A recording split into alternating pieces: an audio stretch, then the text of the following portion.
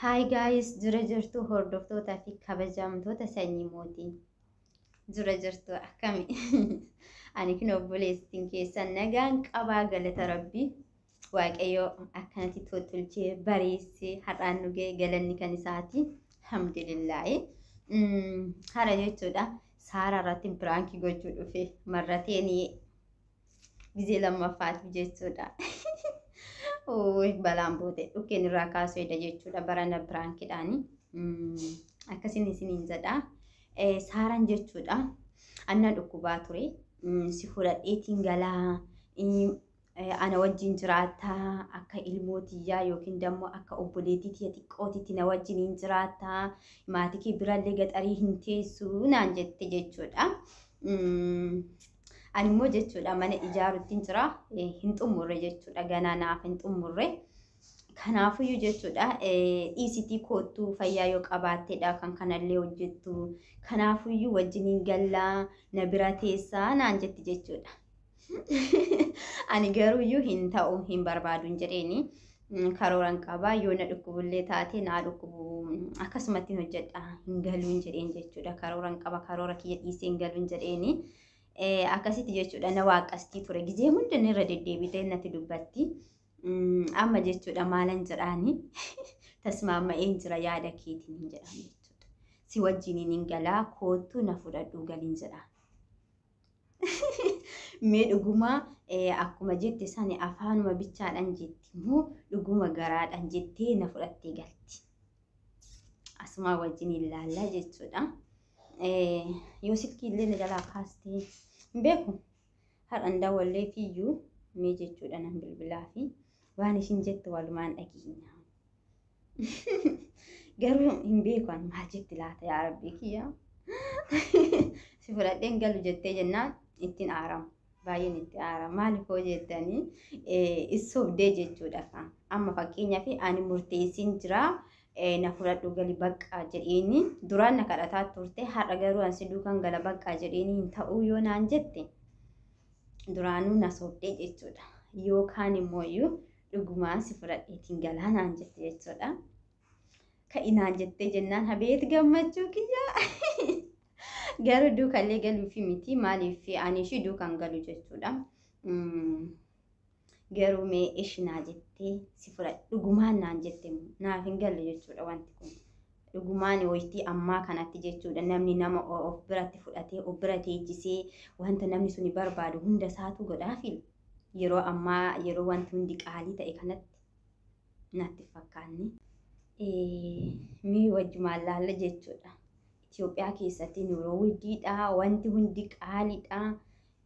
Hin beeku an durumaa jechuudha akkatti ishiin si fudhadha naan jette. Hin beeku.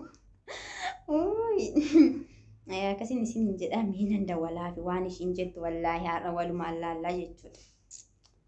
Yoo na jalaa kaaste yoo kaasullee baatte eegeetumaan booda dawwalaa fi jechuudha hin dhiisu osoo hin baasisiin. Akkasiin isin hin jedha na waliin tura. Silkii waamaa jira.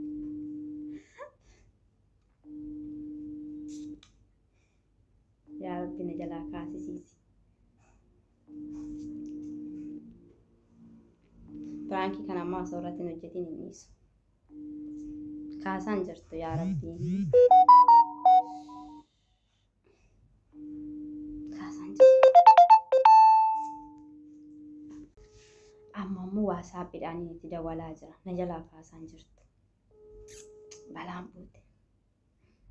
Narratti cufte silkii maaliif akka ta'e hin beeku. Nama wajjin haasaa jirti ta'uun oolu narratti cufte jechuudha. Inuman dhiisu eegeetuman dawwalaa fi malee jechuudha. Hin dhiisu. Amma kinoo deebistee naa dawwaltee jirti ofiishiitii naa dawwalte jechuudha jalaa hin kaasa. Hello. Argite miti akkani viidiyoo gadhiisaa jiru viidiyoo sa'aatiin nu jalaa gubate daqiiqaa 30 guutuun na jalaa gubate viidiyoon gadi bu'uu didee akkatti jeeqame dhufa waaqayyo. Maa viidiyoo kee kan biraa sheerin godhaturre? Maal itti godhan kan biraayee? Hanga sa'aatii san si ilaalan kan. Olii gadi fiisisuu sana immoo hin jaalladhu beektaa amala kootu immoo. Saayyee waa kosii dawwalee silkii narratti cuftee bor. beekaan sirratti cufe kaan immoo si garee irratti dawwalaan jira kanaaf barqaaliyyee kanaaf sirratti cufe baru. Eshi bakka rakkin hin jiru. Saaruko wayisi gaafataafan. Ati jechuudha si fudhadheetiin galaa Itoophiyaatti akka obboleettii tiyyaa yookiin akka ilmoo tiyyaatitti si ilaalaa. Bakka waan hundumaayyuu siif hin godhaanaan jettee miti. Amma si duukaan galuu edda kaan jechuun na dhukkubaaleen jira jechuudha. Bakka si wajjiniin hin galuu fedha. Mee waaqedhame. Maal egaa nan badee Yesuusee koo abbaa koo. Maali akkamittiin gajjilbeenfadhee kadhadha kaa nan badee. Akkamittiin galateeffadha kaa abbaa kana. Dhugaa jettaa'ee. Dhugaa waaqayyo waaqa jiraata maaloo sanyii mootii koon tundumtu si taa'aaf akkati biyya ormaa irratti dhukkubsattuu rakkatullee hin fedhu. Waan hin qabu dhugaa dhala rabbitu ragaa kootila. Anneen gada si qo'ani.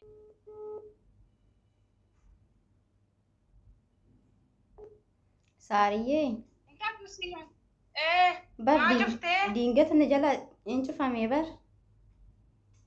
Maaloo gaa akkamitti ililchuu reeshime.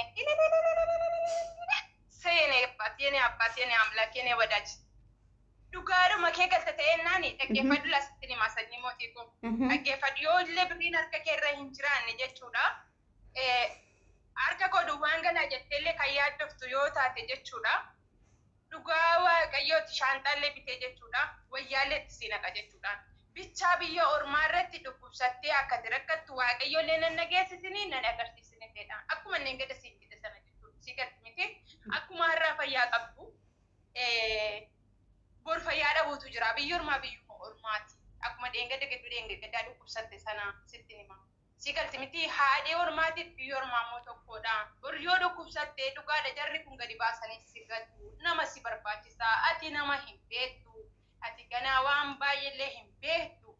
Kana dheengadda akkuma sitti himi kan. Amma immoo dhugumaan dhuguma Kiristoos hin galta yoo taate. Ila ani abdiin koo Kiristoosi ati munaafadhu. Ani abdii biraa hin qabu. Abdiin koo Kiristoosi ati munaafadhu. Dhugaadhaa qunxuraa tokko jechuudha. Afaan ka'a tokko yoo arganne nugaa lamaan keenya gargar cabsannee jechuudha. Dhugaa waaqayyo. Ani ofittoon si fudhadha. Dabra Zayitiitti ofitti si fudhadhee Kiristoosi waliin hojjenna biizinesa bannee waliin lakka maal kana fakkaatu waaqayyo nu jiraachisa. Bichaa waaqayyoof ta'uudha jalqaba. Si galtee? Innaa kanaafiyyoo of murteessiteen bakka nan galaa garuu harka korra moo homaan jiru saariyyee shaantaallee waan ittiin bitadhu hin qabu mi'allee waan ittiin bitadhu hin qabu naan jettee kanan qabu nu ga'a. Si galtee gaafa gaarii namaaf gootu waaqayyo immoo gaarii waan si yaaduu fi ani immoo gaarii gochuudhaaf dudduubatti tasumaa hin jedhu jechuudha nan godhaani. Maaliif tokkoffaa obboleettii kootiin tala biyya kootiitti bor kana rakkachuu dandeessa bakka. Kanuma an kanan jedhu kanuma dhugaa waaqayyooti. Kanaaf iyyuu dhugaa mata sirriitti of murteessitee jirta yoo taate ilaa anaaf waaqayyootu jira. Ani immoo siif hin jira bakka. Alli gade wanti biraatu. Bichaa of ta'ii iftoomina mataa keetii qabaadhu kutannuu qabaadhu. Si galtee? Eshi rakkin hin jiru. Akkasiidha maniitii gaafatte moo callistee maasof taate? Niitiin maal gootiri maan nan gala'uun jedhe waan nan orgitu barishiin. Bakka ishimee akkam gochuu barbaada reen hojii kana keessaa hin darbu. Maal yaaddaree ishimee? Rakkin hin jiru maal ani waraqata silaa waraqatti wannoon kii qaaman keessaa addisiidha waraqanni kii addisiidha guyyaa sadii keessattuu naa murtu. Natti agarsiisu jechuun mistira natti machuu yoo dhiifte iyyuu jechuudha. Anama mistira namaa baruu hin barbaadu jaalladhuudha. Dhugaa waaqayyoo kun amala kun. Garuu waan harkarraa waa qabuuf waa dhabuudhaan inni kun mistirummaan barbaachisu jechuudha. Konfiidensii mataa keetiin eeyyeen saaraa harka kollaa wanta akkasii hin jiru waan akkasii immoo jira. Yoonaan jettee ani obboleettii kee ishee tokkodha. Wanta naa danda'ame haga naa danda'ame tokko himan godha dubbatti hin jedhu jechuudha. Tasuma jechuudha. Si galtee? Akkasiidha qaalibdee tiyyaa bush abbabbaa tiyya siyaa galatti guddee tiyya.